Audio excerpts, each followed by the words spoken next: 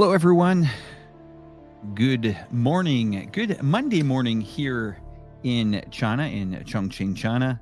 We are going to have a bit of a time check here. It's 10:30 a.m. and just let us know if you hear us. If you do, that's great. Hello to our guests that are joining us in the chat column today. Nice to see you all here this morning. We have a lot to unpack, and a lot of things have happened over the weekend as well. We will cover that. We're going to talk about the banking collapse in the United States, two major banks, and we're also going to bring up a live feed from our friends over at CGTN, and as well as we will have a live. I think it's. Well, let's unpack that in a moment. But let me just talk about SVB here in a moment here. This is a Silicon Bank. Now, let me pull up a slide, and I just want to show you what's happened in the United States. Now, SVB is a very, very large bank. I mean, it is, the second largest failure in U.S. history. This is quite big, and I want to get into details about this. And let's talk about it for a moment. So the U.S. government had emergency meetings last night about this, and we're concerned about making depositors whole. Now, the FDIC, which is kind of like a regulatory body and a banking facility, which guarantees U.S. depositors, but only up to $250,000 US dollars. That's all they guarantee. And most of these banks were focused on larger corporate clients. And, well, to say it was a bank run is an understatement. Basically, the bank ran out of money. And for most part, it was quite sound, the bank itself. But in the age of social media, as we say, buying begins buying and selling begins selling. So it was a big rush to the exits, one door out. Everybody was scrambling to get out of there in a fury. And within 48 hours, Silicon Valley's SVB Bank went right, as we say it, to the wall, taking its customers with it. Now, this caused a lot of stress throughout the weekend. The Fed chairperson, Janet Yellen, said absolutely no bailout is going to happen. We're going to go live and take the feed now. As you know, we're winding up the last part of the two sessions here.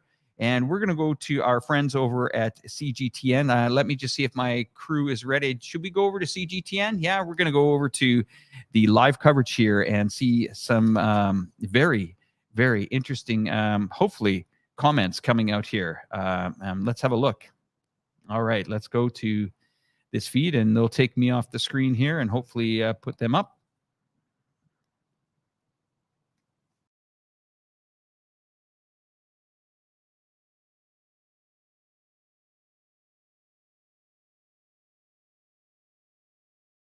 荣幸地邀请到了国务院总理李强和各位副总理与大家见面，并请李总理回答大家的提问。有请李总理。 The first session of the 14th National People's Congress just closed. We are privileged to invite Premier of the State Council Li Qiang and the Vice Premiers to meet with the press and invite Premier Li to answer your questions. And I'll give the floor to the Premier. 大家好，很高兴今天能够与各位媒体朋友、各位记者在这里见面交流。首先，我要感谢大家为报道这一次中国两会所付出的辛劳。Good morning. I am happy to meet with the press today. I want to first of all thank you for your hard work in covering the two sessions. 我们衷心感谢党和人民的信任，也深知肩负的责任重大、使命光荣。 We thank the party and the people for their trust, and we're deeply aware of the important responsibilities and the glorious mission upon our shoulders. 我们一定在以习近平同志为核心的党中央坚强领导下，紧紧依靠广大人民，以奋发有为的精神状态和时时放心不下的责任意识，忠实履行宪法和法律赋予的职责，勇毅前行，廉洁奉公，鞠躬尽瘁，不辱使命。We will follow the strong leadership of the CPC Central Committee with Comrade Xi Jinping at its core, rely closely on our people, and faithfully perform the duties entrusted by the Constitution and laws with an enterprising spirit and a strong sense of responsibility. We will press ahead with grit, stay honest and upright, exert our utmost, and live up to our mission. 下面就请各位记者提问吧。I'm now ready to take your questions. 好，非常感谢李总理。下面开始提问，请中区第3排第1位男士提问，谢谢。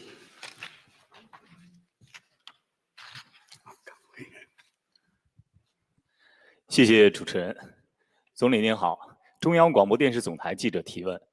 首先也要向您和4位副总理履新表示祝贺。新一届政府的任期未来5年，对于全面建设社会主义现代化国家来说，是开局起步的关键时期，所以国内外非常关注新一届政府的工作。我的问题是，新一届政府的施政目标是什么？有哪些工作重点？将会怎样来开展工作？谢谢。China Central Television, first of all, congratulations to you, Mr. Premier, and the 4 Vice Premiers. The coming 5 years will be crucial for getting our efforts to build a modern socialist country in all respects off to a good start. People, both at home and abroad, are following closely the work of the new government. So my question is, what are the goals and priorities of the new government? How will the government carry out its work?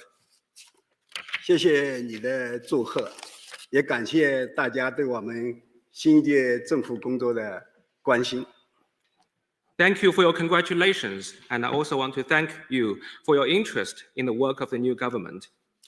去年10月份召开的党的20大，对我们国家今后5年和更长时间的发展做了全面的战略部署。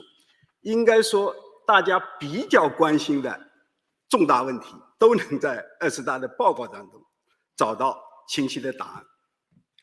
The 20th National Congress of the Communist Party of China last year laid out a comprehensive and a strategic plan for the country's development in the next 5 years and beyond. For most of the important issues that are of interest to the people, the 20th Party Congress report has provided clear answers. 新一届政府的工作就是要把党中央的决策部署贯彻好、落实好，把20大破画的宏伟蓝图变成施工图，与全国人民一道，一步一个脚印的把施工图、宏伟蓝图变成美好的现实。The task of the new government is to implement and deliver on the important decisions and plans laid out by the party's Central Committee, turn the inspiring blueprint drawn up at the 20th Party Congress into an implementation scheme, and work with our people to step by step turn this blueprint into a beautiful reality. 在具体工作中，我们可能要重点把握的是这么几个方面。第一，要牢固树立以人民为中心的发展思想。In carrying out our work, we will focus on the following priorities. The first priority is we will firmly establish a people-centered development approach. 说到底，党和政府的一切工作宗旨就是为民造福。习总书记说，人民对美好生活的向往就是我们的奋斗目标。我们一定会始终牢记人民政府前面人民这2个字，扎扎实实的办好每一件民生实事。The ultimate aim of the work of the party and the government is to improve the well-being of the people. As General Secretary Xi Jinping pointed out, people's aspiration for a better life is our goal. We will always bear in mind this is a people's government, and we will make solid efforts on every piece of work concerning people's livelihood. 客观地说，绝大部分老百姓不会天天盯牢看这个 GDP 到底增加了多少？大家更在乎的、更关心的，一定是自己身边的具体事，像住房、就业、收入、教育、医疗、生态环境等等。政府工作就是要贴近老百姓的实际感受，去谋划、去推进，要真正做到民有所盼，政有所为。Honestly speaking, most people do not keep their eyes on GDP growth all the time. What they care more about are the things that happen in their everyday life, like housing, employment, income, education, medical services, and the environment. Therefore, the government must always plan and carry out its work in light of what the people feel, and act according to people's wish.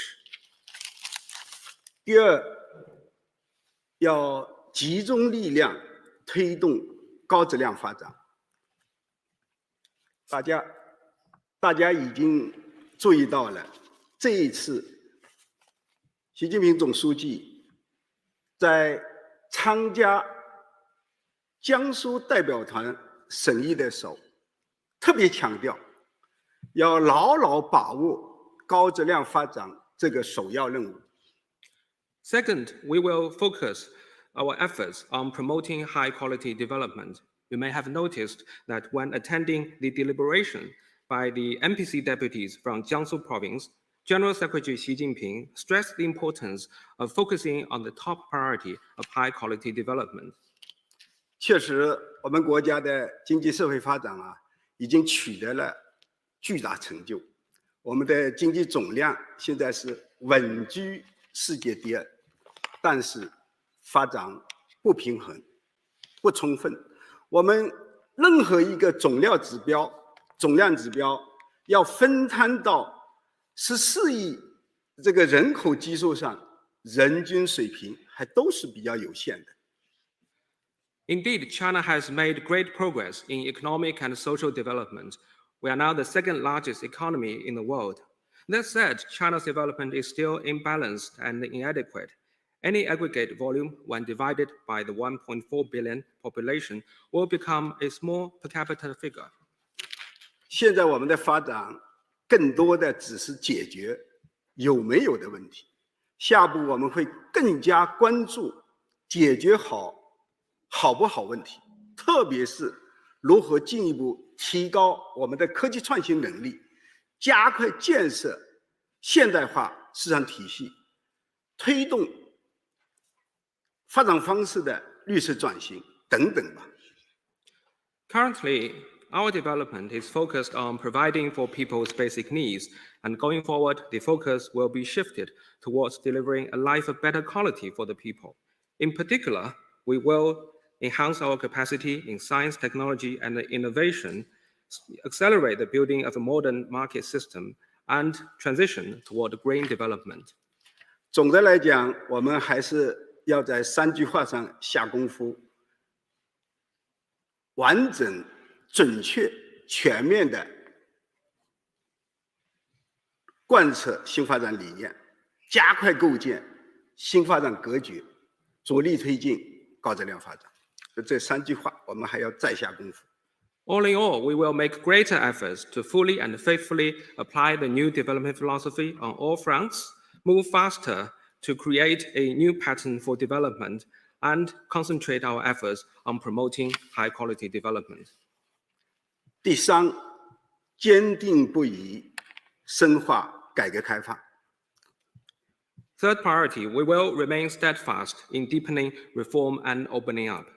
我们常说，改革开放是决定当代中国命运的关键一招。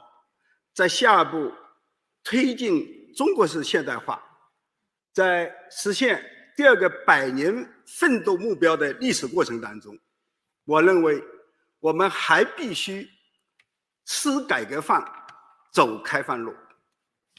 As we often say, reform and opening up is a crucial move that has made China what it is today. In the historical process of advancing Chinese modernization and realizing the second centenary goal, we must continue to firmly pursue the path of reform and opening up. 我们要坚持社会主义市场经济的改革取向，要坚持高水平对外开放，要通过深化改革开放来不断的增强我们国家发展的动力和活力。We will keep to the direction of socialist market economy reform, promote higher level opening up, and inject stronger vitality into China's development by deepening reform. 谢谢。Thank you. 请继续提问。请中区第2排左起第3位 CNBC 郑一伦。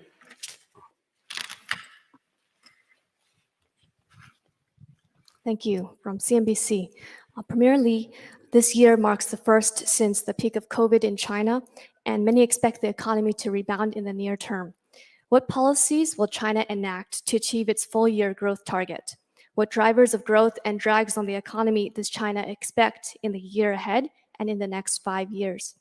What kinds of policies does China plan to pursue in the next 5 years to support sustainable high-quality growth? And finally, how effective have policies been in the last few years in reducing debt, disorderly expansion of capital, and other systemic risks in China? Thank you. 美国消费者新闻与商业频道，今年是中国疫情过风后的第1年，许多人预期经济将在短期内反弹。中国准备采取怎样的措施来实现全年的经济增长目标？中国经济在今年及接下来的5年将面临哪些有利和不利的因素？未来5年，中国计划采取什么样的政策来支持可持续高质量增长？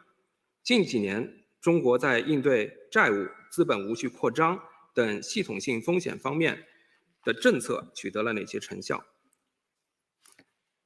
这位记者朋友，很会抓机会，他这个一口气，我刚才记了一下，是4个问题，6个方面的内容。时间关系，对不起，我只能摘要的做些回答。I see our journalist has really made the most of the opportunity of asking the question. I counted 4 questions on 6 subjects, but due to time limit, I can only briefly answer your questions. 确实啊，今年世界经济形势不容乐观，不确定、不稳定、难以预料的因素还很多，而且有时候还会出现一些偶发的问题。如何稳增长，恐怕不仅是对我们中国，对世界各地都是一个现实的考验。Indeed, the prospect of the global economy this year is not optimistic. We see many factors of uncertainty and instability, and also unpredictable factors. And sometimes there will also be unexpected incidents. Stabilizing economic growth is a challenging task, not just for China, but for all countries in the world. 今年我们中国的经济增长的预期目标啊，现在定5%左右，这是综合考虑了各方面的因素以后确定的。当然，现在我们经济总量大了，我们总量已经过了120万亿，而且现在新的挑战也不少。在这种高基数上，要达到这么一个5%左右的增长目标，恐怕也不是件容易的事，需要我们倍加努力。This year, we have set the GDP growth target at around 5%, which is based on consideration of various factors. Currently, China's total economic output has already exceeded 120 trillion RMB yuan. We also face quite a number of new challenges. So to achieve around 5% growth on such a high base figure is not an easy task, and it would require redoubled efforts. 有关经济发展的一些具体政策部署，实际上在去年召开的中央经济工作会上已经做了全面的部署。As for the specific economic policies, the Central Economic Work Conference last year already laid out a comprehensive plan.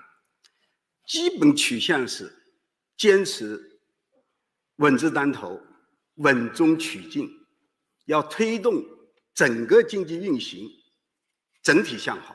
经济运行的整体向好。Basically, we will keep to the general principles of prioritizing stability and seeking progress while maintaining stability, and we will push for a turnaround in overall economic performance.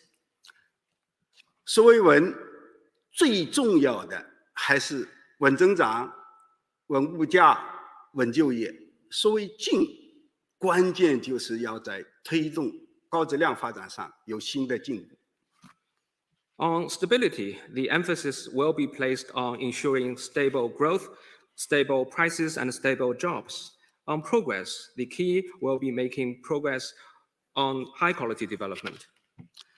具体工作当中，恐怕有这么几件事是我们下步重点考虑的，或者说要打好这么几套组合拳。As for our specific work going forward, we will introduce a number of policy combinations. 第一，要打好宏观政策的组合拳；第二，要打好扩大需求的组合拳，包括内需、外需、投资；第三，要打好改革创新的组合拳，包括制度创新、科技创新、产业创新等等；第四，要打好防范化解风险的组合拳。We will introduce policy combinations, including the following aspects: combination of macro policies, combination policies for expanding demand, both domestic and external demand, and also investment, policies for advancing reform and innovation, including institutional innovation, innovation in science, technology, and industrial innovation, and also a combination of policies for preventing and diffusing risks. 这些组合拳每一套都有非常丰富的具体内涵，时间关系我不展开来说了。我们还会根据实践的需要，不断的充实、调整、优化这些组合拳的具体内容。These policy combinations will all be supported by concrete implementing steps. Due to the interest of time, I will not elaborate on them, but we will enrich, adjust, and improve these policy combinations in the course of implementation. 刚才这位记者朋友还问到，中国在经济发展当中有哪一些有利条件和不利因素吧，还是困难啊？确实，我们中国经济发展首先是有很多有利条件。Our journalist also asked about the drivers and drags on the Chinese economy. Indeed, China's economic development is supported by quite a number of advantages. 比如我们的市场规模巨大，不可替代性；我们的产业体系完备；我们的人力资源丰富；我们的发展基础很厚实。特别重要的是，我们国家制度优势显著。For example, we have a supersized market, which is irreplaceable. We have a well-functioning industrial system. We have rich supply of human resources. We have a strong development foundation. But most importantly, we have notable institutional strength.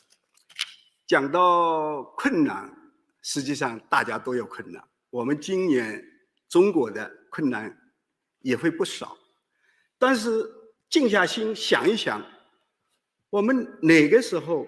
哪一年没有碰到困难？我们从来是在不断克服困难当中实现新的发展，创造新的奇迹的。Talk about drags on the Chinese economy or difficulties. I think all countries are confronted with some difficulties, and we see no less difficulty for China this year. But think about it. Is there any single period or any single year where we had no difficulty at all? We, the Chinese people, have always been managed to pull through difficult time and achieve new progress and create new miracles. 像我们这一代人小时候啊，听的最多的故事是大禹治水、愚公移山、精卫填海、夸父逐日等等，都很励志，讲的都是不怕困难，不畏艰险，勇于斗争，自强不息的精神。中国人从来没有被任何困难所压倒。People of my generation are familiar with stories of heroes in Chinese legends like Da Yu, who tamed the flood, Yu Gong, who moved the mountains, Jin Wei, who carried stones to fill up the ocean, and Kua Fu, who chased after the sun. These inspiring stories are testament to the spirit of resilience, tenacity, and perseverance that has defined the Chinese nation. We, the Chinese people, have never been crushed by any difficulty. 从今年开年以后这2个来月啊，经济运行情况看，我们国家中国的经济出现了企稳回升的态势。我看最近一些国际机构也调高了对中国今年经济的预期。As the economic performance in the first 2 months of this year demonstrates, the Chinese economy is stabilizing and picking up again, and some international organizations have also revised upward their projections for China's economic growth this year. 对中国经济的前景，我想用8个字来概括，叫做长风破浪，未来可期。对此，我充满信心。To sum up, I believe the Chinese economy will break winds and waves and sail toward a brighter future. I have full confidence in that. 谢谢。Thank you. 请继续提问。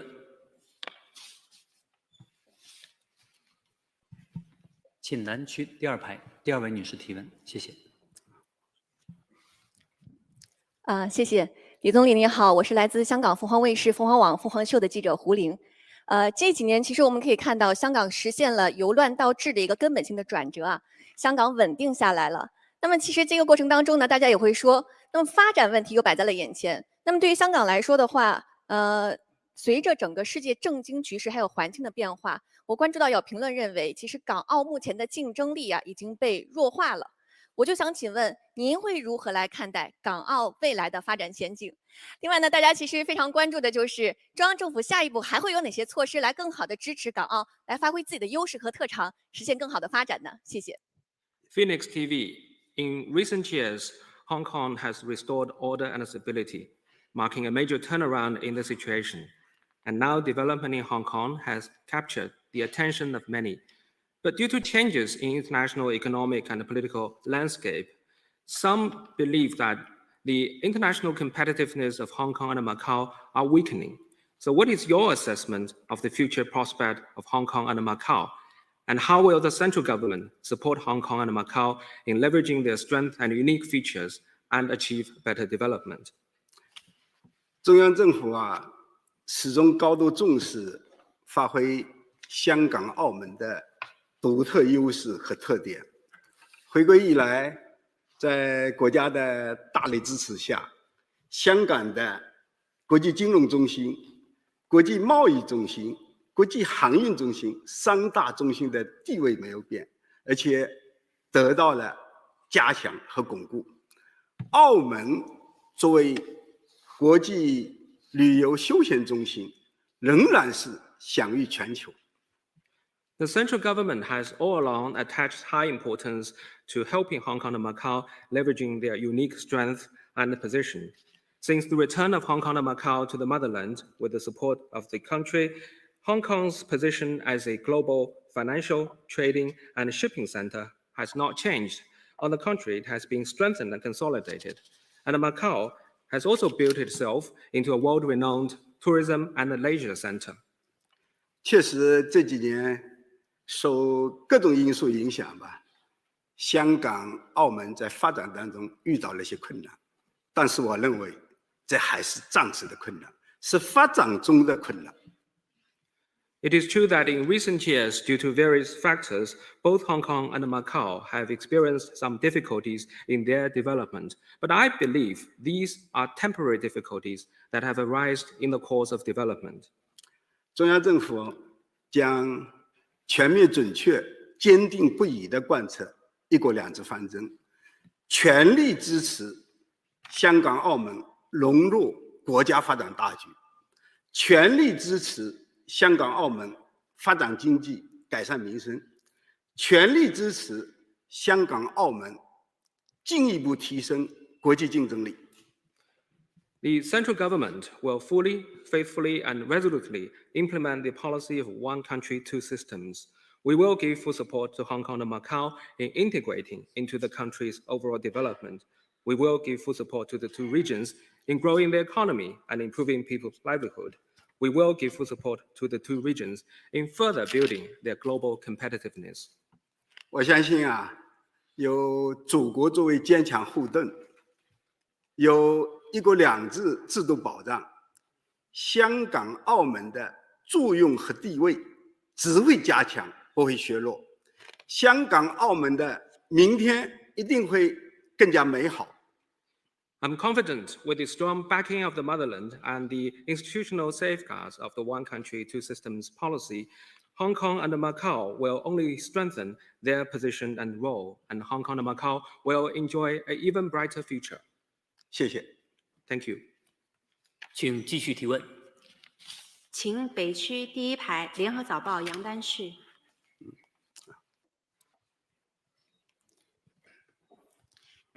谢谢新加坡联合早报。李总理您好，您早年做过温州市委书记，那温州市以及您后来任职的浙江省、江苏以及上海，都是中国民营经济非常发达的地方。那您对民营经济也有很深的了解，想请问，您认为中国还需要采取哪些措施提振民企的信心，支持民企的发展？那还有哪些地方做得不够，需要补齐？谢谢。联合早报 from Singapore. Mr. Premier, you had worked as the party secretary in Wenzhou in your early career. Both Wenzhou and other places you later worked, Zhejiang, Jiangsu, and Shanghai, all have an advanced private economy. And we know that you also have a keen insight of the private economy. So in your view, what additional measures need to be taken to boost the confidence of private companies and support their development? What are the areas where further efforts are needed?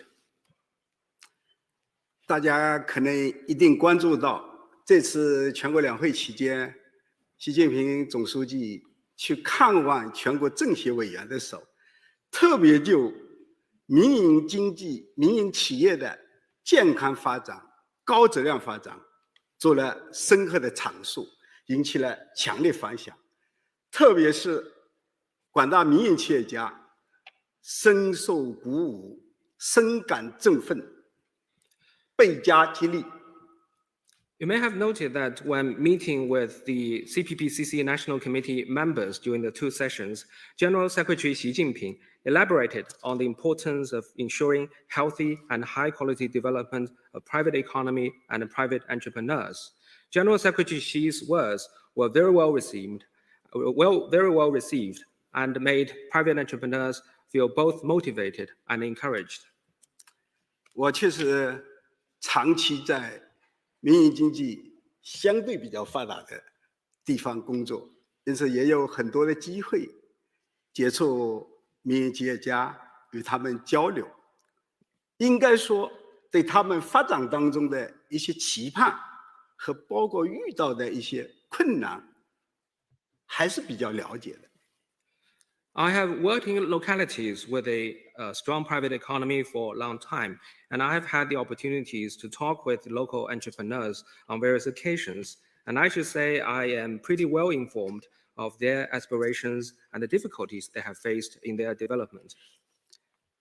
刚才这位记者问到这个问题，我想借今天这个机会主要表达这么几层意思、三层意思吧。 I want to take this opportunity to mainly convey the following messages. 第一，两个毫不动摇，是我们国家基本经济制度的重要内容，是长久之策，过去没有变，以后更不会变。 First, the policy of two unswervings, namely unswervingly consolidating and developing the public sector, and unswervingly encouraging, supporting, and guiding the development of the non-public sector, is a basic element of China's basic economic system. This is a long-term policy that has not changed in the past and will not change in the future. 确实，特别是去年有一段时间，社会上出现了一些对民营经济发展的不正确议论、言论，使一些企业家心存忧虑。其实，在发展民营经济这个问题上，党中央的方针政策一直是十分明确的。你看，党的19大、党的20大，去年底召开的中央经济工作会议都对此做了强调。Indeed, last year there were some inappropriate discussions about the private entrepreneurs, which made them feel frustrated.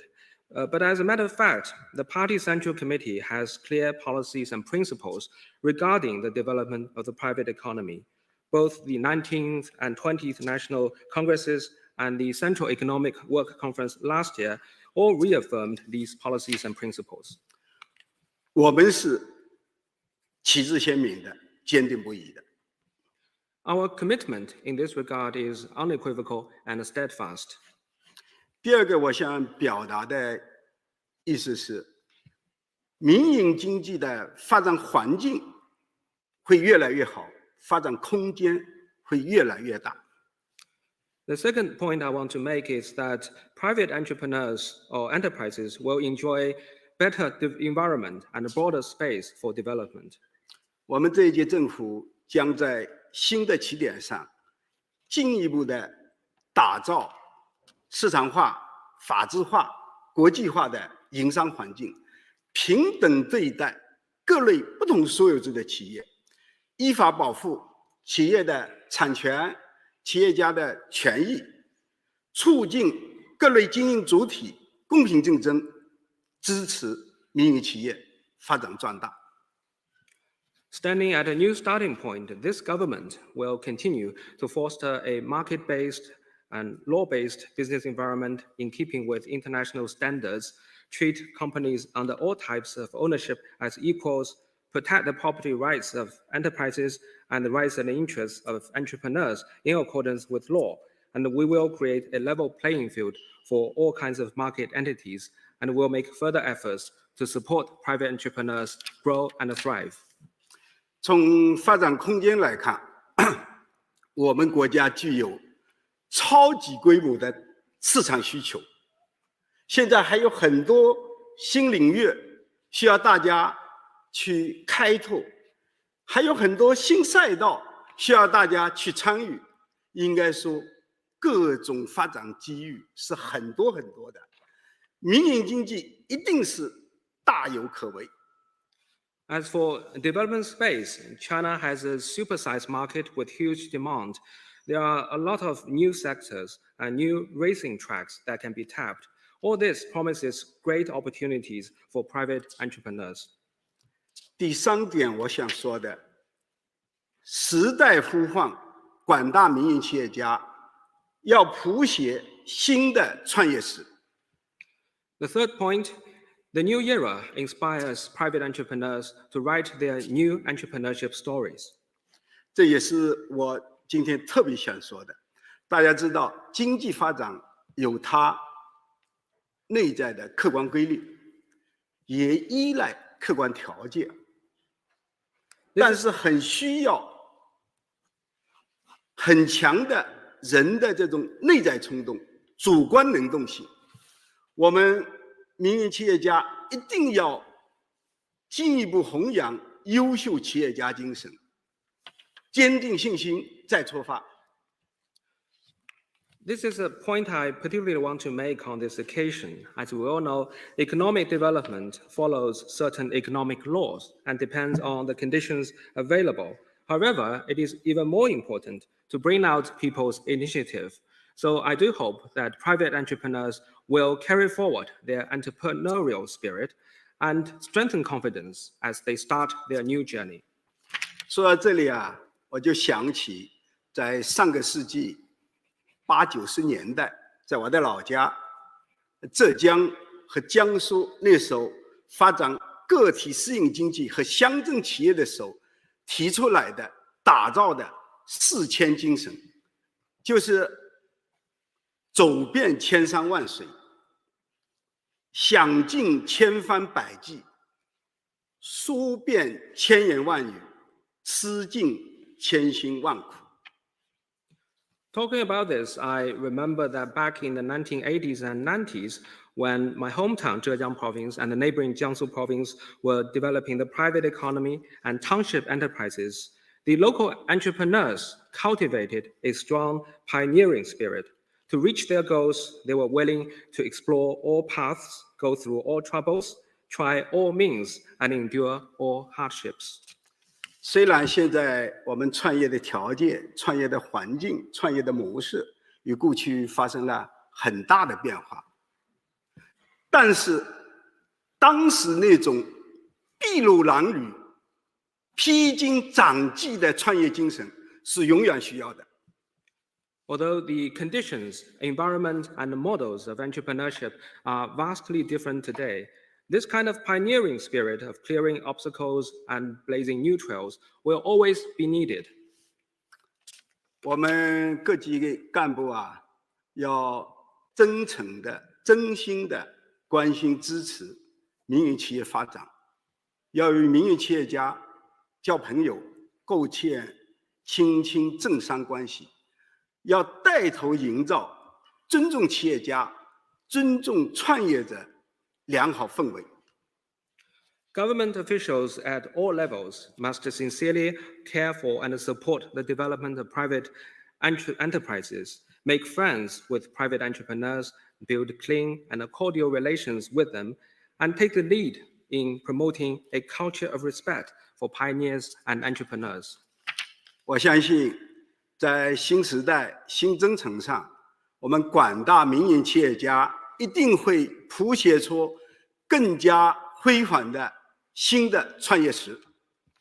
I'm confident that in the new era and on their new journey, our private entrepreneurs will continue to write their exciting entrepreneurship stories.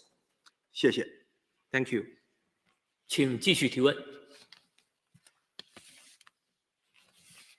请南区第4排第4位女士提问，谢谢。总理您好，我是澎湃新闻的记者。网民呢对一些热点民生问题高度关注，请问今年我国就业形势依然严峻，政府将采取哪些措施稳就业呢？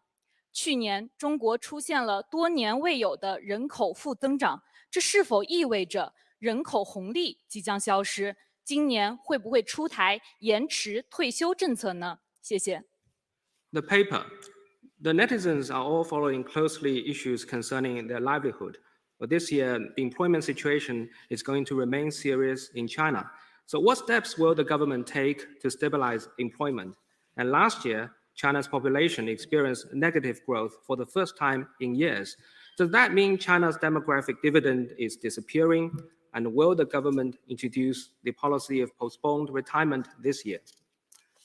我非常愿意回答网民的关切啊，我自己也可以说是个老网民了。我现在如果有空也会上网，看看大家关心什么，提了哪些建议和意见。 I'm happy to answer questions raised by the netizens. I would call myself a veteran netizen because when I have time, I also go online quite a lot to see what the netizens are thinking and what suggestions they have for the work of the government. 刚才这位记者实际上是提了3个问题，第一个是就业，我先回答你第一个问题。 The journalist actually asked 3 questions. The first question is on employment. 确实，就业是民生之本，但要解决就业问题，我认为最根本的一条还是要靠发展经济。 Indeed, employment is the cornerstone of people's livelihood, but ultimately, the solution to job creation lies in economic growth. 下步具体工作当中啊，我们会全面落实就业优先的战略，我们会进一步加大相关的政策支持力度，特别是就业服务、技能培训这方面的政策力度会进一步加大。另外，我们一定会综合施策，扩大和稳定现代就业岗位。还有就是对于现在新的一种就业形态，我们既要支持，另外要规范发展。As for the specific steps going forward, we will continue to pursue an employment-first strategy. We will increase government support in terms of employment services and technical training.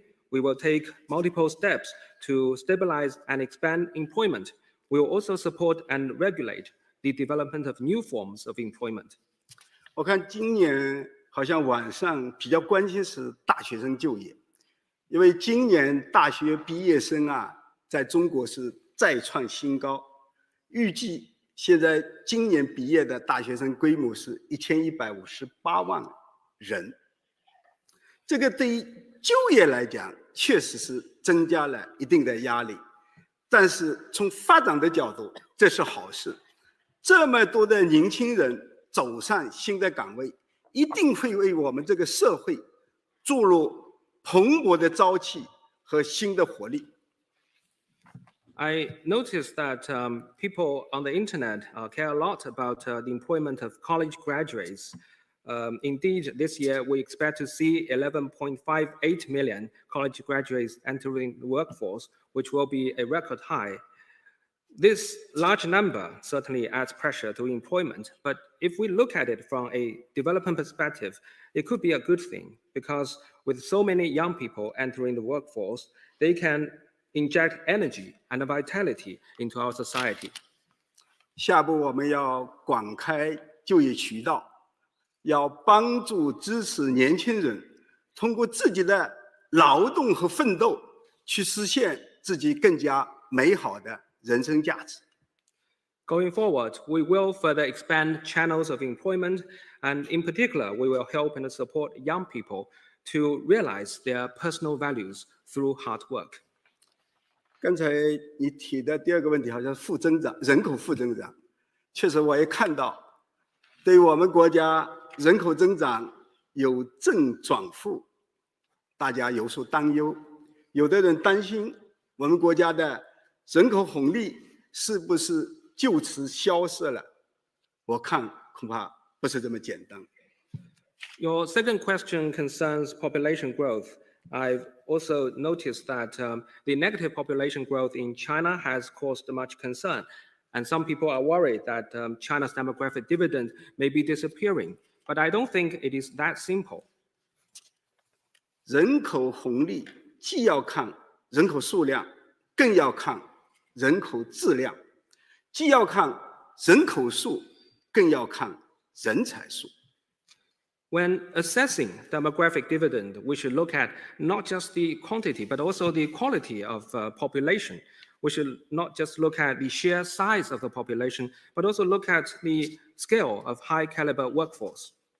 我们国家现在劳动力总数，或者准确表述应该是适合劳动年龄人口已经有近9亿人，而且每年新增劳动力是1500万人。人力资源丰富仍然是我们中国一个巨大优势，或者说显著优势。Now we have close to 900 million working age population, and every year 15 million people join the workforce. A rich supply of human resources remains China's notable strength. 更重要的是，我们国家接受高等教育的人口已经超过2亿4千万。每年新增的劳动力平均受教育的年限已经达到14年。More importantly, we have more than 240 million people with experience in higher education, and the average length of education received by new entrants to the workforce has increased to 14 years. 因此可以说，我们的人口红利并没有消失，人才红利正在逐步形成，发展的动力依旧强劲。Therefore, China's demographic dividend has not disappeared, and our talent dividend is in the making. The driving force for China's development remains strong and robust. 当然，对人口增减变化带来的一系列的社会问题，我们一定是进一步的深入研究，积极应对。That said, we will conduct careful study on the social problems that may be brought by the changes in population and respond with appropriate steps. 刚才提的第3个问题，退休政策，对这件事我看到晚上也是很关心，我们一定会认真研究，充分论证，在合适的时候稳妥推出。Your third question concerns postponement policy. I noticed that it is also a quite hot topic on the internet. We will conduct rigorous studies and a thorough analysis to roll out the policy prudently in due course. 谢谢。Thank you. 请继续提问。请中区第4排中间位置，乌兹别克斯坦人民言论报鲁斯兰。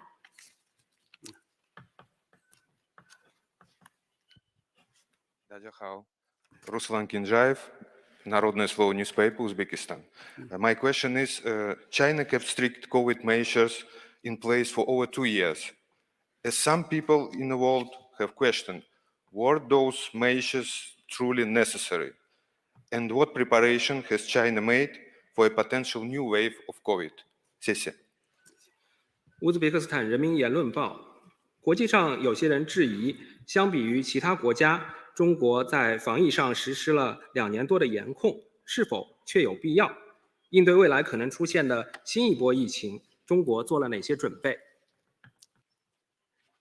疫情3年，中国人民在中国共产党的坚强领导下，全国上下同心抗疫，现在已经取得重大决定性胜利。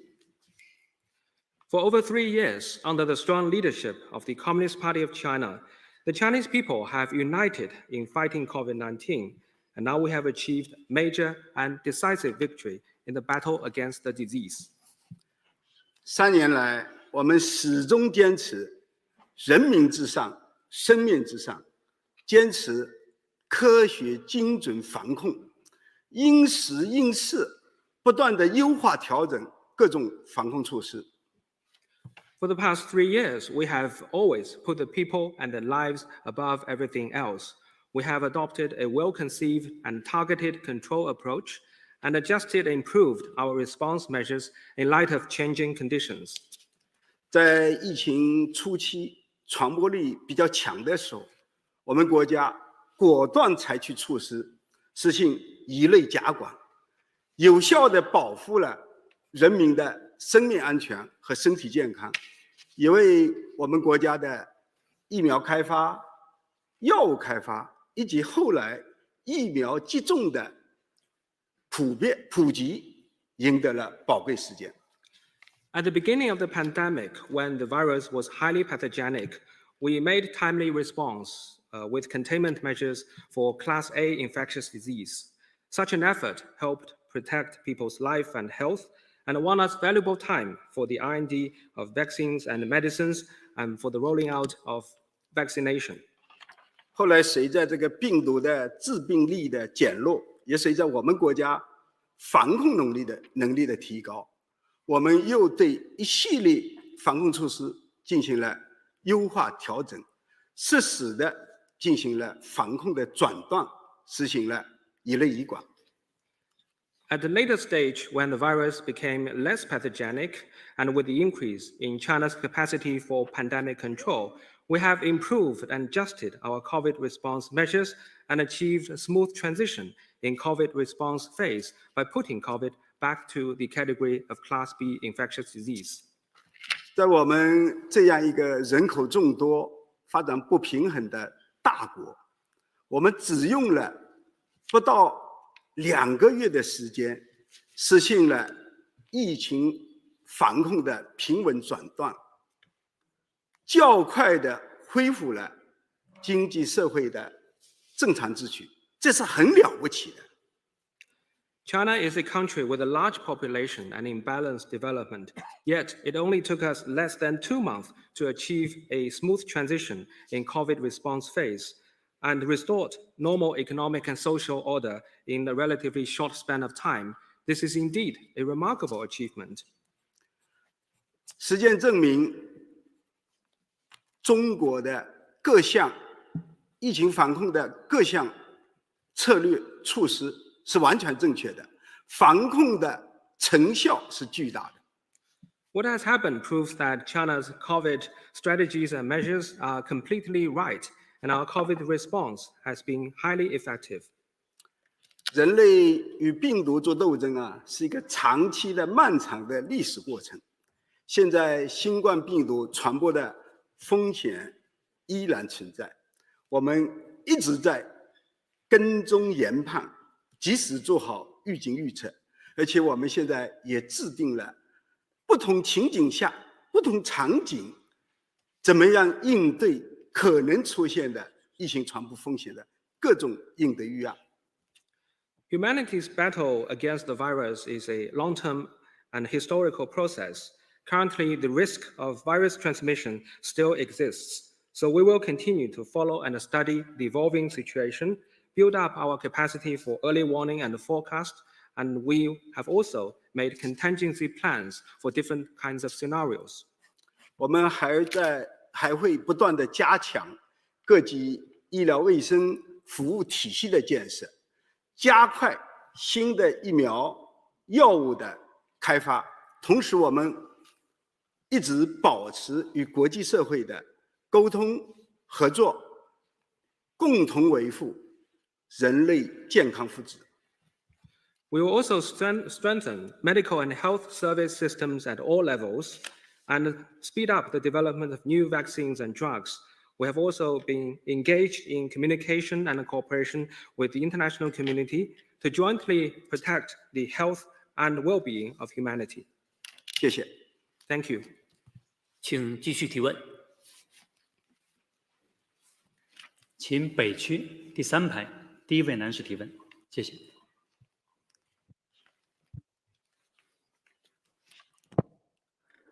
李总理你好，我是台湾联合报记者。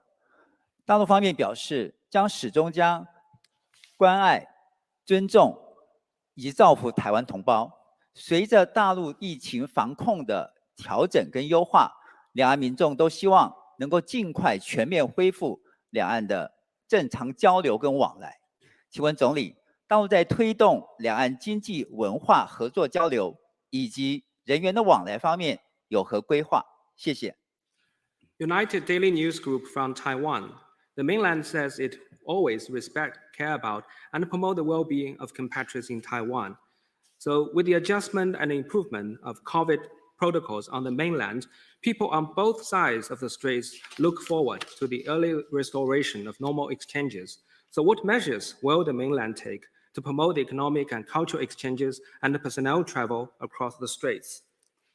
两岸同胞是一家人，我们常说血浓于水，打断骨头连着筋。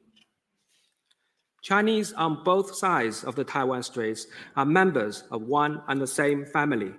We share an unbreakable bond of blood and kinship. 我们将在一个中国原则和9·2共识的基础上，继续推进两岸的经济文化交流和合作，要让更多的台胞、台企到大陆来，不仅是让他们愿意来，还要融得进，有更好的发展。 We will continue to promote economic and cultural exchanges and cooperation across the Taiwan Straits on the basis of the One China principle and the 1992 consensus. And we also encourage more Taiwan compatriots and businesses to come to the mainland. We hope they will not just be willing to come to the mainland, but also be able to integrate into the local communities and achieve better development. 确实，像刚才记者先生说的，早日实现两岸的正常往来，恢复常态化的合作，是我们的共同期盼，更需要我们共同努力。 Just as the journalist said, the early restoration of normal exchanges and regular cooperation between the two sides of the Taiwan Straits is our shared aspiration, and requires our joint efforts. 谢谢。 Thank you.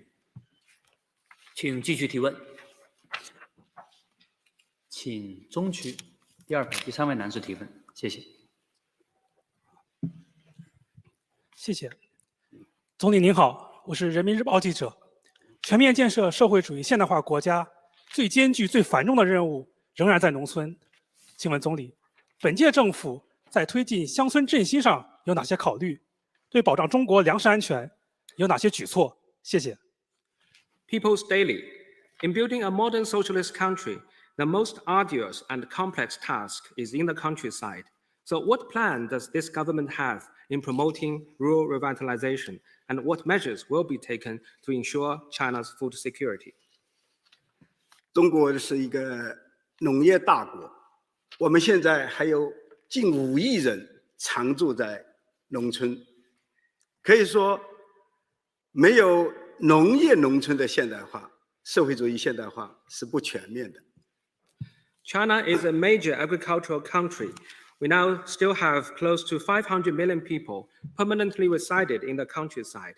So without the modernization of rural sector and agriculture, socialist modernization will be not complete. 去年底，党中央召开了农村工作会议，习近平总书记在会上发表了重要讲话，专门就建设农业强国、抓好三农工作、推进乡村振兴提出了全面的要求。当前我们整个农业农村工作就是要按照中央的要求，把每项工作抓落实。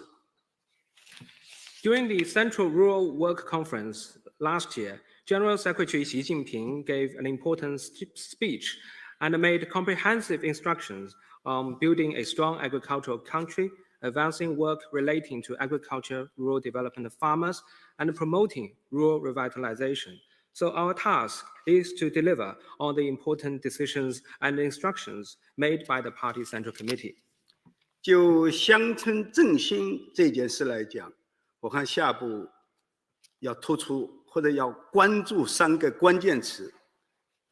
In promoting rural revitalization, we will focus on the following 3 keywords. 第一是全面，乡村振兴不仅仅是发展经济，我觉得更重要的要全面彰显乡村的价值，包括经济价值、生态价值、社会价值、文化价值等等。 The first keyword is comprehensive. Rural revitalization is not just about economic growth. In my view, it is also important to bring out the economic, ecological, social, and cultural values of the countryside. 第2个关键词叫特色。中国地域辽阔，10里不同风，百里不同所因此各地必须因地制宜，打造各具特色的乡村风貌，特别要注意保护好、传承好地域文化、乡土文化，不能搞成千村一色、千村一面。 The second keyword is distinctive features. China is a vast country. Cultures and customs vary from village to village, even though they may be just miles apart. So different localities must develop countrysides based on local conditions. It is important to protect and preserve the local and rural culture, and also avoid a situation where all villages look the same. 第3个关键词是改革，要通过深化农村改革来促进乡村振兴。农民是乡村振兴的主体，我们一定要充分调动广大农民的积极性，让农民参与到乡村振兴中来，而且要让农民更多的分享由于改革发展带来的成果。 The third keyword is reform. We need to deepen reform of the rural sector to provide drivers for rural revitalization. Farmers are the principal actors in rural revitalization. We need to bring out their initiative and let them take part in rural revitalization and sharing the benefits of reform and development. 刚才这位记者还问到粮食安全问题，我们国家已经连续8年年粮食产量超过1.3万亿斤，总体上看，我们的粮食安全是有保障的。The journalist also asked a question about food security. The total grain output in China has stayed above 650 million metric tons for 8 years in a row. So on the whole, food security is well guaranteed in this country. 下步我们会抓住2个要害，第一是耕地，第二是种植，不断地提高我们国家的粮食生产能力。Going forward, we will further increase our grain production capacity by focusing on 2 key factors, arable land and seeds. 这里我特别想跟我们的农民朋友说句话，国家支持粮食生产的政策只会增加，不会减少，鼓励大家多种粮，一定要确保14亿中国人的饭碗牢牢地端在我们自己手中。Here, I want to let our farmers' friends know that the government's policy in support of grain production will only increase, not decrease. And we encourage our farmers to produce more grains so as to make sure that the rice bowl of the 1.4 billion Chinese people will always be firmly held in our own hands. 谢谢。Thank you. 请继续提问。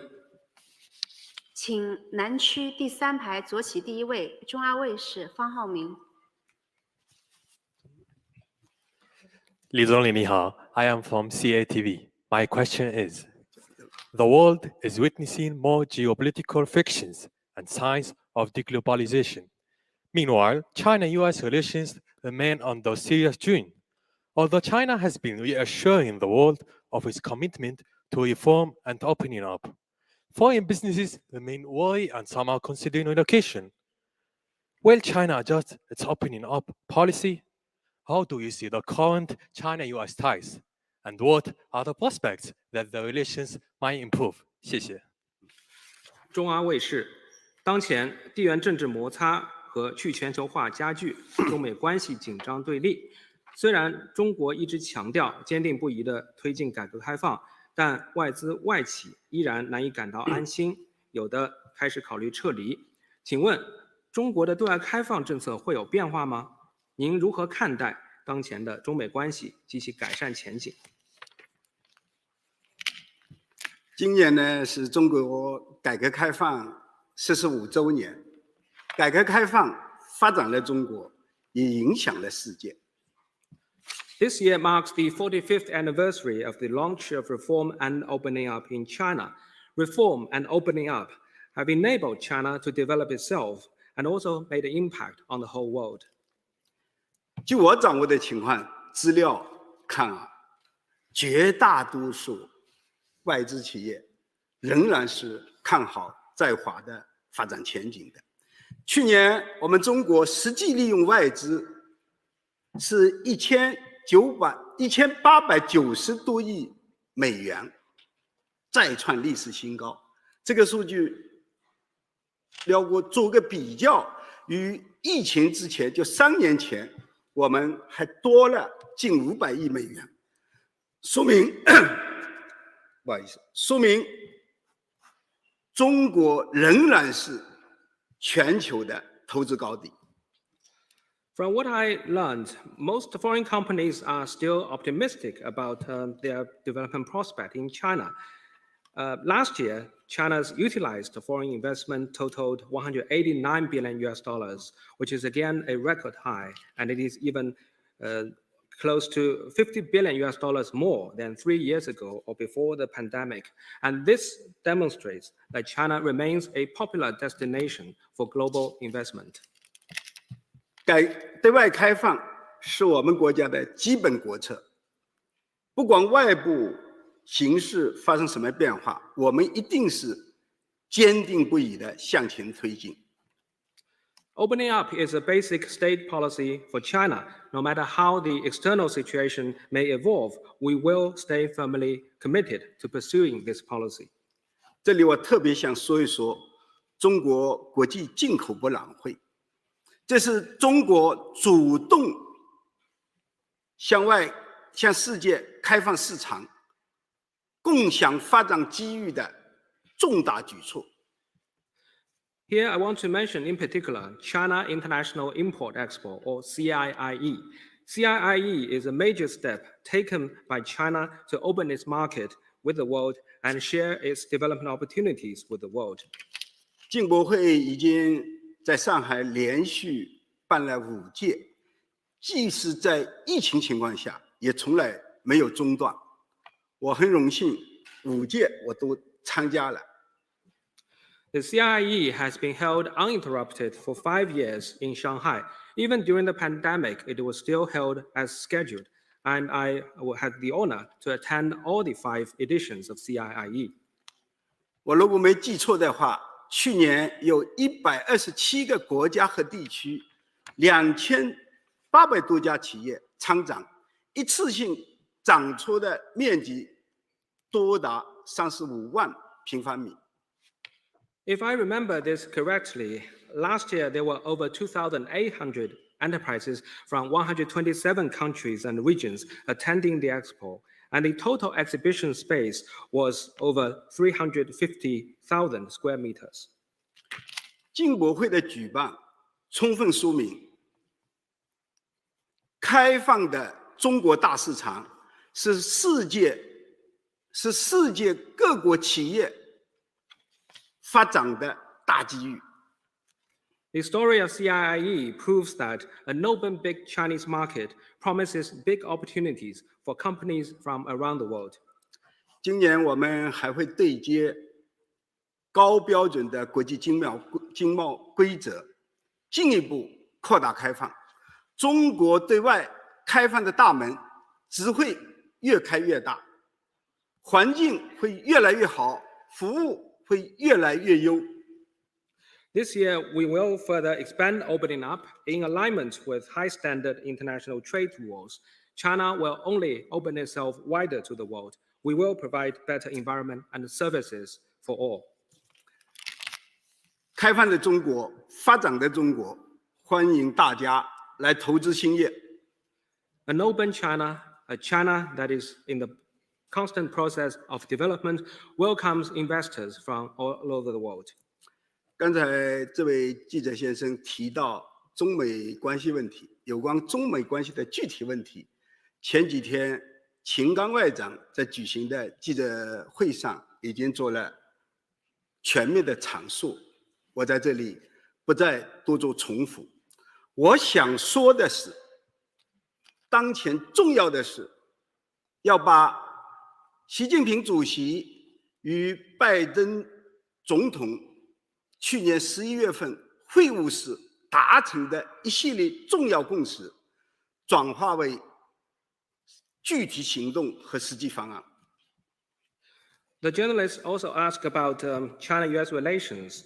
And as for the specific issues concerning China-US relations, our Foreign Minister Qin Gang already elaborated on our position during the press conference a couple of days ago, so I will not go into details. But I want to stress that it is important for us to translate the important consensus reached between President Xi Jinping and President Biden during the meeting last November into actual policies and concrete actions. 我知道在美国国内这几年有人在炒作中美两国脱钩的论调，有烧还比较热，但我不知道到底有多少人在这种炒作当中真正受益。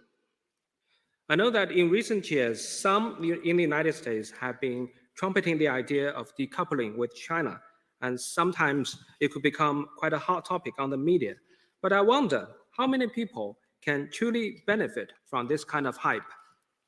据中方统计去年中美的贸易额已经高达近7600亿美元，再创历史新高。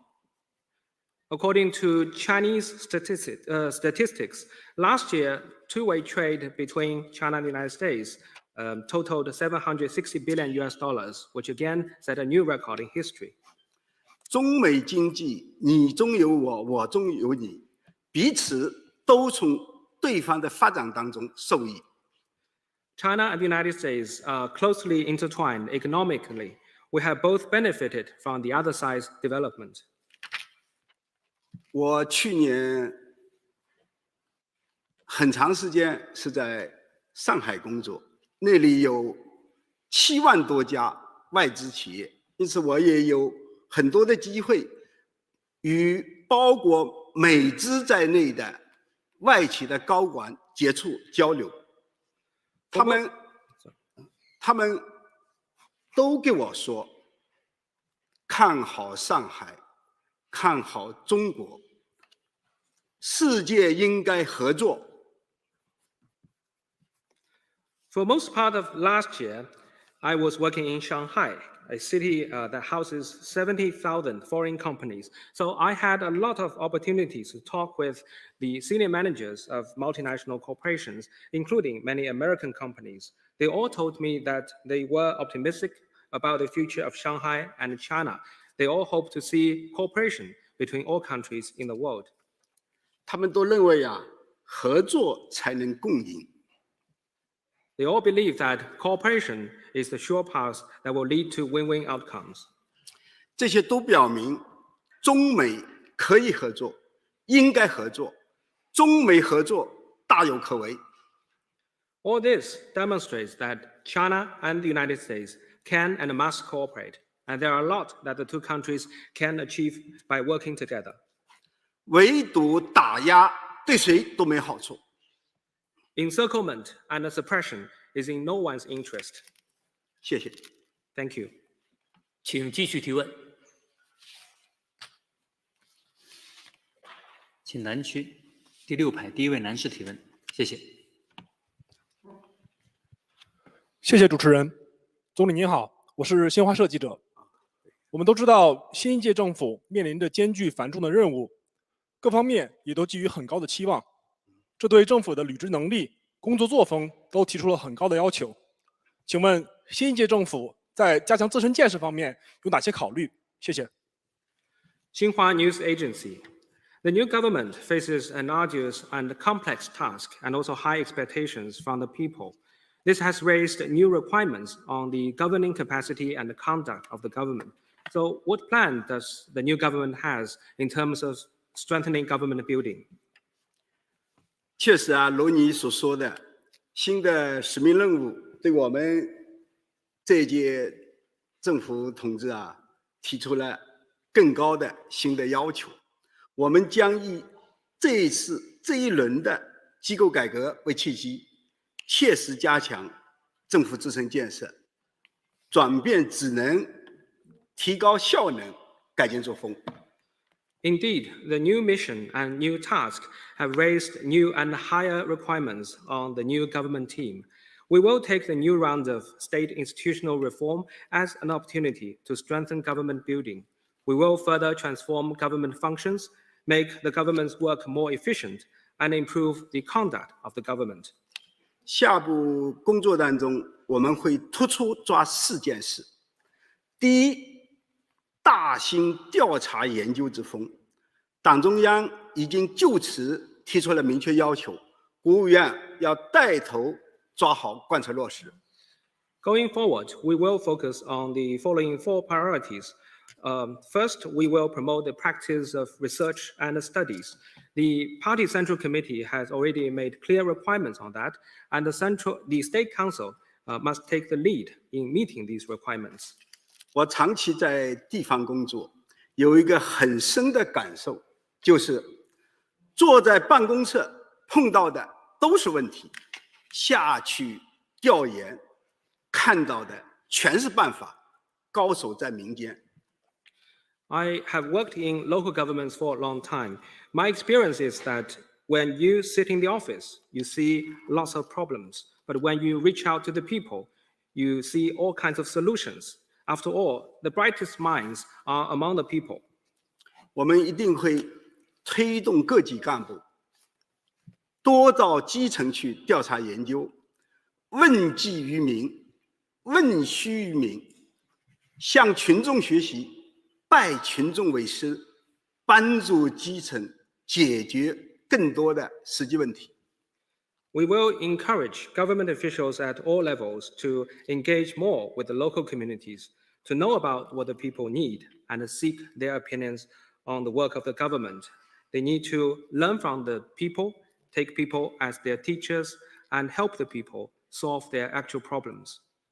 特别是长期在大机关做办公室的年轻人，要更多的深入基层、心入基层，更多的接地气。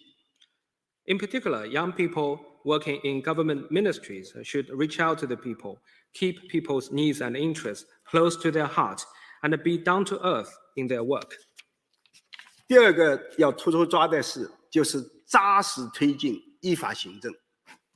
政府的所有工作必须要在法律框架内进行，政府的所有行政行为必须于法有据。The second priority is to promote governance in accordance with law. The government must act within the confines of law, and all government conducts must be based on solid legal grounds. 我们会进一步的推进法治政府建设，我们的工作人员要进一步提高用法治思维、法治方式解决问题的能力。We will continue to promote the building of a law-based government, and the public servants need to build up their capacity for applying the method and the mentality of rule of law in solving real problems. 第三件我们想要突出抓的是，就是要提高创造性的执行能力。The third priority is to explore innovative ways in performing our duties.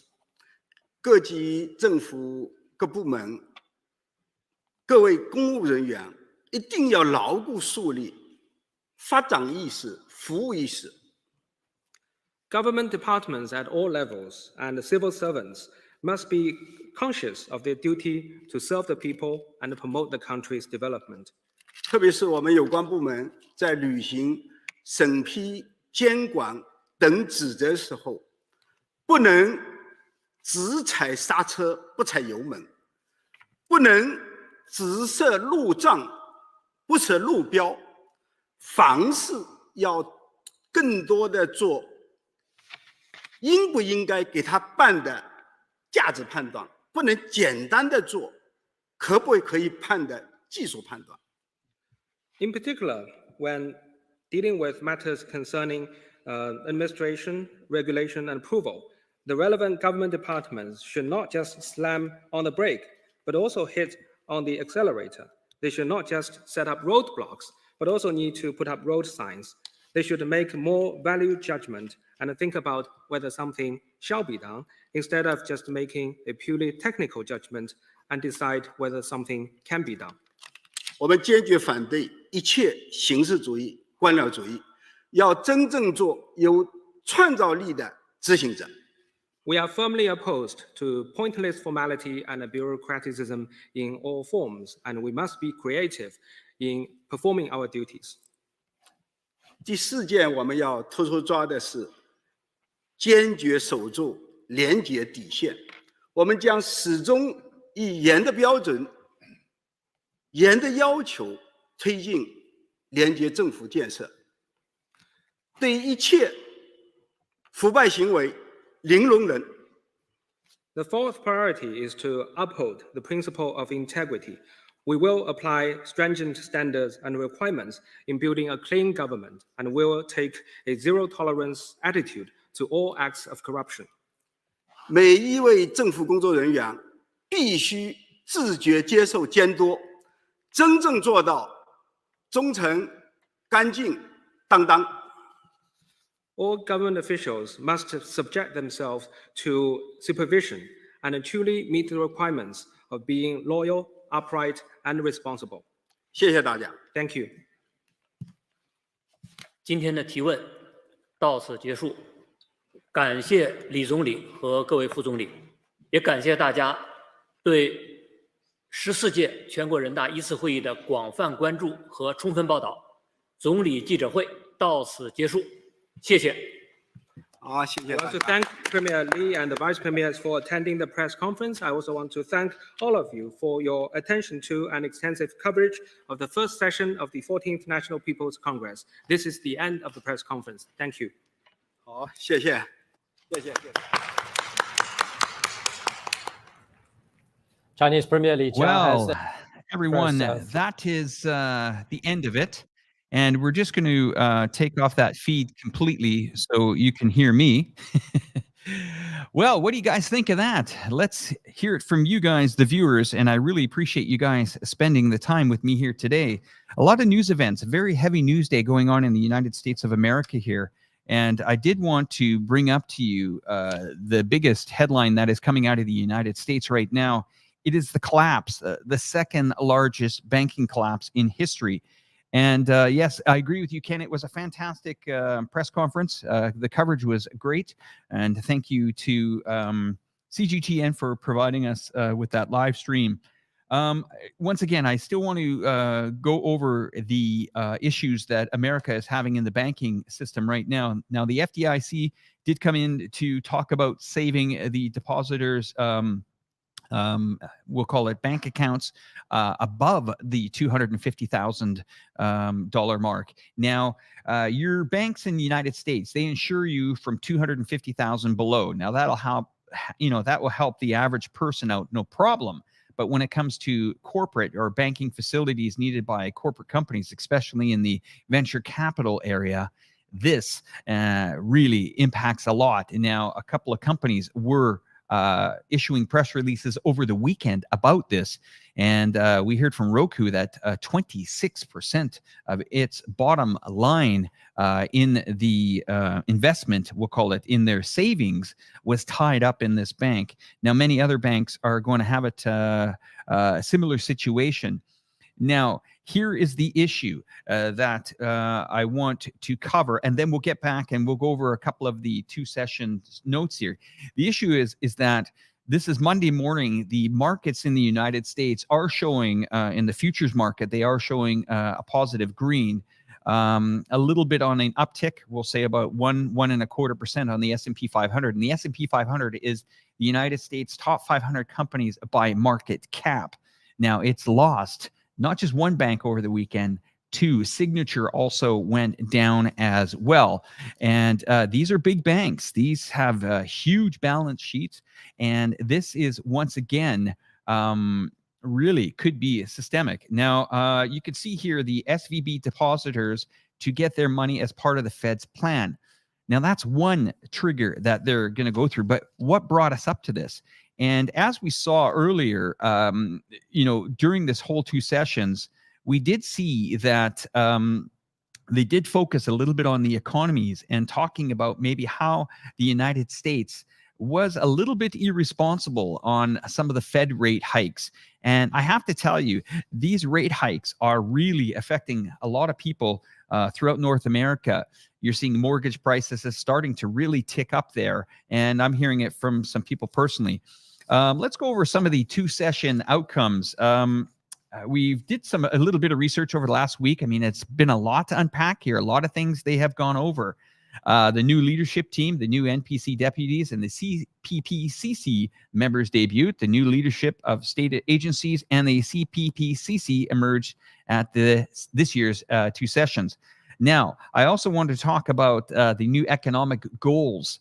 China is the world's largest economy, and I want to also pinpoint to you that it is also the fourth largest country in the world to welcome tourists. So we're not quite open here yet. And once the tourist visas are approved for opening here, I'm expecting a lot of people to visit this country, not only as tourists, but also to come and do business here in China. China is the world's second largest economy, and the International Monetary Fund projects that its economy will contribute to a quarter of the global growth in 2023. That's 25% of the global growth. And that has a lot to do with, things like the Belt Road Initiative, or as we have here in the Chongqing, we have the Chongqing-Chengdu Economic Circle. and the International Land Sea Trade Corridor, which branches out to many countries in Southeast Asia. We just did a very, very good video about that in the last week about it, talking about how amazing this International Land Sea Trade Corridor really helped a lot of companies distribute their goods and import their goods. You know, the import-export business is massive. And you can see by the trade imbalance with the United States that this business is not slowing down anytime soon. Anyway, as we get on there, the Monetary Fund projects that the economy will contribute, as I said, to 25% of the global growth in 2023. At the National People's Congress, key indicators such as GDP growth, CPI increase, and a fiscal deficit were set. So they've set the stage for the next year, and a lot of things were focused on. Of course, the economy was one of them. Education, another one of them, investment, poverty alleviation, all these really key things. Now, the opening up initiatives this year is the 45th anniversary of China's reform and opening up, and China has proposed steadily expanding the opening up of rules, regulations, management standards, and other systems, making greater efforts to attract and utilize foreign investment, expanding markets access, and increasing the opening up of modern service industries and other requirements. Now, let's talk about that for a moment. What does that really mean? Well, China, just this past week, really, I'm going to bring this up to you guys, and we're going to talk about a couple of your comments here. I agree with you, Mark. It was a great press conference, as well as just saying hello to a couple of new people here. Rama Blue, thank you for joining. Nice to see you back, and good morning to you, or good evening to you. I believe you're in Canada there, so thanks for watching. But here, I want to just bring up this ticker tape on the bottom here. This is really what we spoke about earlier, talking about Signature Bank. Now, how does this play on the world economy? Well, the Chinese, you won't believe this here, but Iran and Saudi Arabia signal the start of a new era with China front and center. Now, what does this mean? Well, I think this is the start of something very interesting, where China takes the lead in the world, especially in diplomacy. That's right, you heard it, China. And for a lot of the viewers, that might be something they're not quite used to hearing in the Western media throughout your country. And I noticed that it wasn't front page news in the United States. It should be. This is amazing.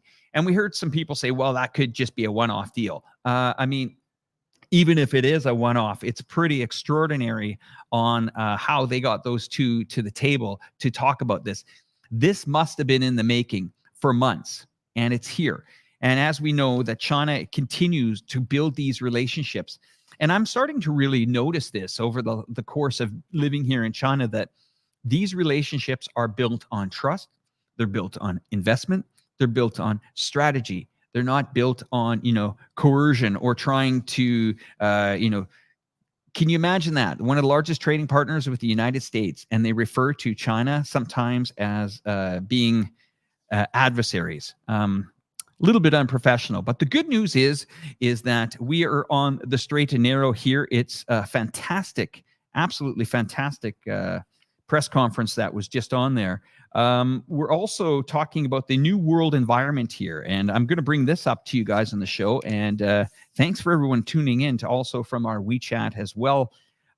This year marks the 10th anniversary of the Belt Road Initiative. Recently, President of the Philippines, President of Turkmenistan, Prime Minister of Cambodia, and the President of Iran have visited. Saudi Arabia and Iran have reached an agreement to restore diplomatic relations and reopen embassies after the two sides held negotiations in the Chinese capital, according to a joint statement released by Beijing, Riyadh, and Tehran. And we have that. That news was released earlier, but that is amazing to hear that kind of news. Let's go to our comments here on the side here. Yes, I agree with you. That was a very interesting press conference. And, also throughout the week, we saw a lot of this stuff really taking shape here in China. And, you know, how this whole event, the two sessions, let me try to explain it to you guys in a little bit more detail. If you're just joining us for the first time, and, you know, as we are rounding up the two sessions, but let me just kind of give you kind of my overview. We'll call it, you know, a very easy version on how to understand how the two sessions kind of works. Okay, so no problem. We'll help you out with that here. Okay, so we're going to bring up this first slide that we had earlier. Now, these two events, these sessions, they do begin just days apart, but they're actually very separate affairs. We're talking about the MPC and the CPPCC. Just one moment. Everything good? Everything's great. Okay, we're going to move on to the second slide here. And as I was telling you, this is the CPPCC, and I challenge you to say that 3 times fast and not stumble on it.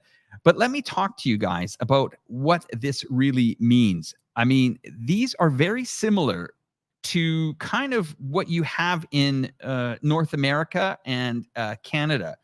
You have the CPPCC, and then you'll have the MPC. Well, imagine one is the Senate and one is the House. They have their different roles together, and each influence, one influences the other. One is actually also made up of not necessarily people that have political ambitions, but people that are really more of an advisory role. I mean, it's truly extraordinary. So this whole entire setup here really gets to the bottom of, you know, whether it's provincial or municipal, or whether it's at the central government level, but it really covers a lot of things. Now, 2,200 representatives in the political party, the CPPCC, is made up of nearly 2,200 representatives, as I said. So imagine that as being, you know, similar to the systems that we have in the United States of America and in Canada. And I went through this earlier on in my segment that I did earlier this week about the two sessions. But truly, at the end of the day, it's all about, you know, making the lives of people here better. And we did hear some very interesting results and some pretty, you know, I would say strategies moving forward. Let's go to the comments again here. Could you repeat that, Alex? Ken, what do you mean by that? Just let me know, and I can repeat anything you want, because I can explain into details on what these all are. No problem. But yes, I think it's great news that it's been a very productive week here in China. We feel the economy, at least here in Chongqing, which is one of the largest cities here in China, you can feel, at least from the domestic standpoint, that the economy is really starting to pick up, get excited. People are, you know, going out. More stores are opening up that have been really had a lot of pressure over the last couple of years. We're seeing a positive move forward on that.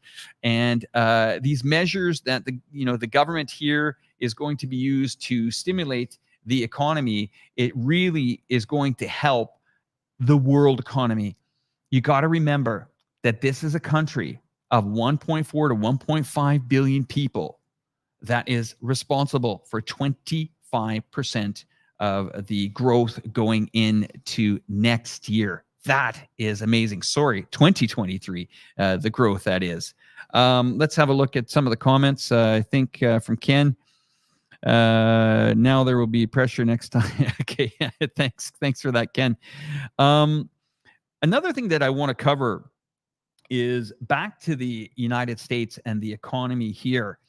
We're seeing a country that is trying to really deal with a lot of, we'll call it prices in the grocery stores, certain things that are really hit directly with inflation. These make things very difficult for Fed policies, especially in the United States. Imagine that within 48 hours. One of the largest banks on the West Coast in California, which is the size of Canada, just that state, collapses basically in 48 hours. Apparently, they couldn't find a buyer for the bank. So that means that the Fed and the FDIC had to step up. Now, normally, as I said before, these deposits are only guaranteed to $250,000 per individual. But but that's not the dark horse here. The dark horse here is that a lot of these deposits were corporate bank accounts, and a lot connected to Silicon Valley, i.e., that will bring us to the tech sector. And some of the people were even concerned about payrolls.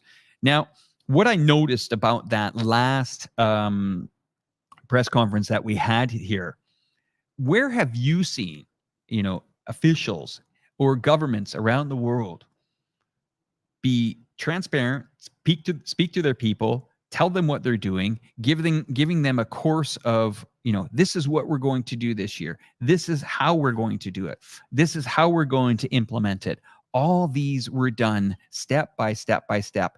And the questions were very, very well received, of course, but they were very well answered.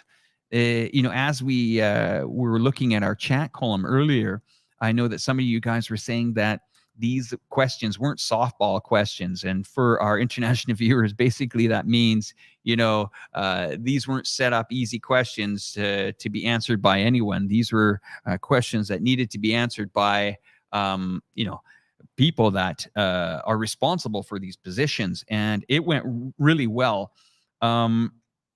Yes, Mark, I agree with you. I remember reading this as well. Australia was surprised China's economy picked up so fast. I mean, it's full throttle, I would say, right now. It's go time here for China, and I think that's really amazing. And these two sessions really give the people here a direction on where this country is going. Imagine that. Imagine the transparency. If you lived in United States or Australia or the collective West countries, imagine if your government got up for an entire week and a half, and said, this is where we're going. This is what we're going to do. This is the mistakes maybe we made in the past, and here's how we're going to do it. And this is, the remedies for all these situations that we're in. You must remember that this country really has come off of a rather difficult last few years here. And the great thing about it is now it's sunny days ahead, we all hope, and China as well is looking into the future. And this is a big day, not just for China. As I said, this is a big day for you in your country. You will feel the impact, especially, I'll give you an example. We were at the airport this Friday, and I was with my group, my team. My team went to the airport, and we met an airline that was bringing back flights, their international flights, just to Thailand. Okay, the excitement at the airport was, amazing. And you will see that video either the next couple of days, you'll see it. But West Air was the company that we met there. We met the CEO at the airport, and we also met the TAT, the Tourism Authorities of Thailand. And they were there to welcome this flight. And the people were excited and happy to get on this flight and fly and explore as tourists. That, to me, was a big day. And speaking with the CEO, a great guy, his name was Key, a fantastic guy. He was excited. He's also a pilot as well. And we talked about, what holds the future here for China. And he says, just getting back into the skies, flying and bringing people to China is also a goal of that airline. Now, let me tell you what the Tourism of Thailand said to me, which is very interesting. And this does play a part, really. It does play a part with the two sessions, because these are our trading partners. These are countries that rely on China, not just for their exports, but also rely on China for their tourists. Here's an interesting point. I met the lady at the airport, the beautiful Jiangbei Airport here in T3 Terminal, the international terminal here in Chongqing. Now, she said to me, listen, Alex, right now, Chinese are fourth in Thailand this year. Okay, now remember, we just opened up not too long ago. They're already fourth. She said, we've welcomed over 300,000 tourists, but we expect real quick that China will go from that fourth position to number one position.